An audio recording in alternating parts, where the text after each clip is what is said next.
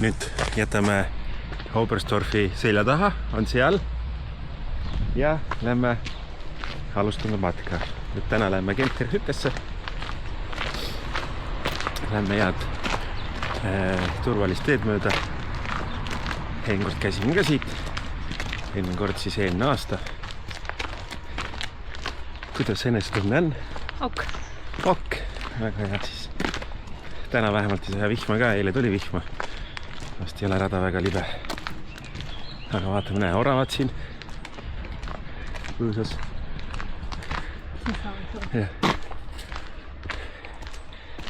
Nii. Praegu kõnnime veel mööda seda kergemat lõiku. See on suht niisugune tasane maa.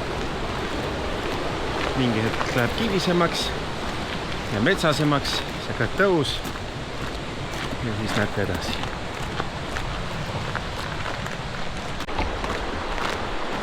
Esimene rajal ametlik sillaületus siis. Siit otse edasi ei saa. Sihtpunkt on seal üleval meil, seal mäe otsas. Aga paistab, et ei ole veel lumi ära sulanud siin.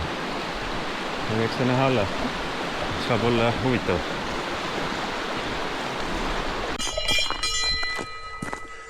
Selliseid loomi on siin raja ääres päris palju.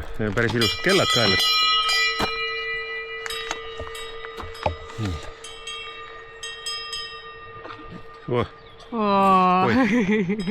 Oi, liimane. Nii, raske kahurivägi. Kepid on väljas. Väikseid tõuse teen ikka keppidega. Vähe lihtsam. Praegu on hea harjutada ka. Peaks nagu paelu sättima veel. Parem jalg natuke logiseb. Aga eks see maksab varsti kätte, kui ei pinguta. Sest algul, kui saapad jalga paned, siis on tihkelt, aga noh, eks ta kuskilt annab ikka mingi hetk järgi. Siis on mõistlik pingutada vahepeal, et jalg ei liiguks selles. Nii palju meil on 4,28 kilomeetrit, 5. kilomeetril teeme peatuse. Panin ka 2 põllet kotti. Eks üks läheb kohe ära. Nii. Siin on üks suure veega. Tulevad need kivid alla siit. Siis tekib selline voolamisjälg. Päris mõnus. Neid on siin ees küll ja küll veel. Kui sajab, siis sajab korralikult. Nii, higi on ammu lahti. Tähtis on siin.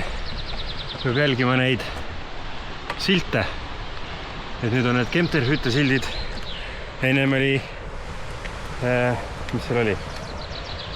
Mis koht see eelmine oli? S-tähega. Spilmensau oli eelmine, ehk siis kui Oberstdorfist tuled, jälgid neid Spilmensau silte, noh, umbes 6-7 kilomeetrit. Ja siis edasi läheb Kempteri-Hütte sildid. Nüüd hakkab see raskem osa. Õnneks saab natukene virudat. Nii.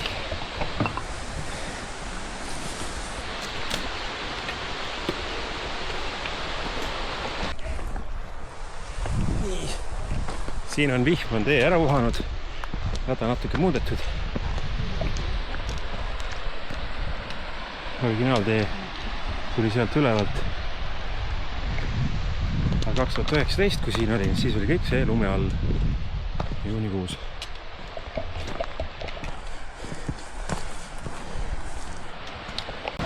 Et seal all on väikene lumevaling olnud. Lumi on seal veel peal ja all jookseb vesi. Nendes kohtades on ohtlik käia. On mäest midagi ehitusmaterjali alla toonud. Huvitav. Väikene sillakene.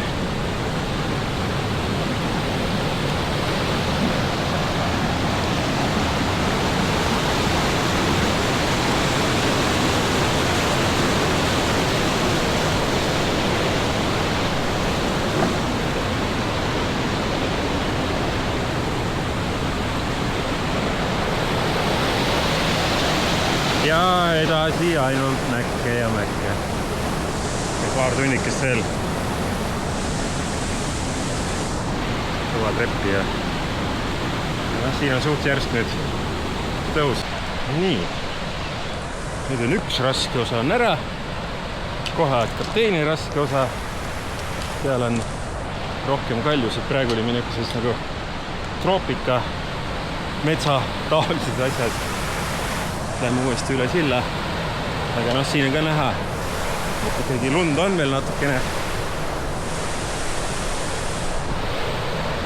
Ja siin teeme pausi. Joome ühe sooja õlle ära. Võib-olla saab korra siis isegi külma panna vette. Vaatame. See aasta filmin rohkem siis ennast või seda surevat nägu, et tavaliselt niimoodi tehakse pilte ja ei teagi, mis näoga inimene on. Ja seekord mõtlesin, teen natuke teistmoodi. Nii, siin teeme pauseks. Varsti tuleb see avatud maastik rohkem. Selle paras ronimine on siin kõik sellised kivid. Õnneks väga libe veel ei ole olnud. Nii, jõudsime metsast välja. Ja nüüd tuleb meelde ka, mis tunne eelmine kord oli. Kogu aeg on süda paha. Issand, raske. Aga soovitan, eks ma, kui keegi tahab korrata, ise siis võib minu käest infot küsida, kus mida broneerida. Kõik on kirjas tegelikult. Vaatan, kus ma need videod üles panen, ega ma praegu läbi mõelnud väga ei ole seda. Nii. Vaatame. Siit lähme mööda seda orgu.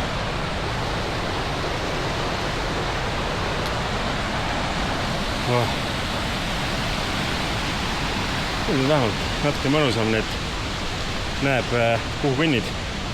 Seal kurat võsas väga palju ette ei näe. Jätkab. Nii.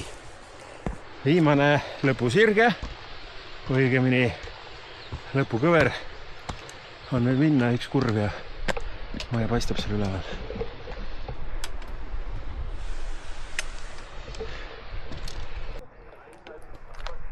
Läksime kohale Martin Bushütesse. Siin on palju inimesi ei ole. Võib-olla 10 inimest on.